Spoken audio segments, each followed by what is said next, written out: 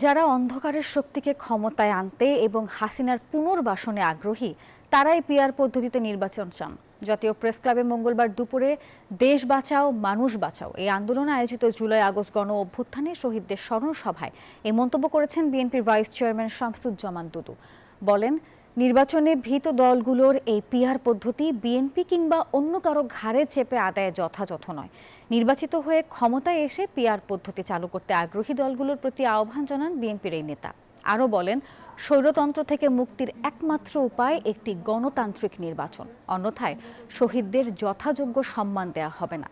যে ভোটাধিকার হাসিনা কেড়ে নিয়েছে সেটি জনগণের কাছে ফিরিয়ে দিতে হবে, গণতান্ত্রিক সরকার প্রতিষ্ঠা করতে হবে বলেও মন্তব্য করেন বিএনপির এই ভাইস চেয়ারম্যান। এই নির্বাচনটা যতক্ষণ পর্যন্ত আমরা না করতে পারবো ততক্ষণ বুঝতে হবে শহীদদের প্রতি আমরা কিন্তু সেই সমাপ্তির দিকে নিয়ে যেতে পারছি না কাজের।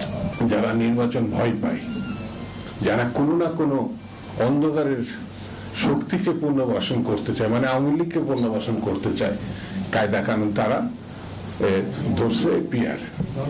আমার কাছে মনে হয় পিআরটা এখন যথেষ্ট না। বান্ডেল থাকলে প্রতি সেনমানিতে টাকা বাঁচবে। বিকাশ সেনমানি বান্ডেল কিনে জিতুন প্রতি লেনদেনে।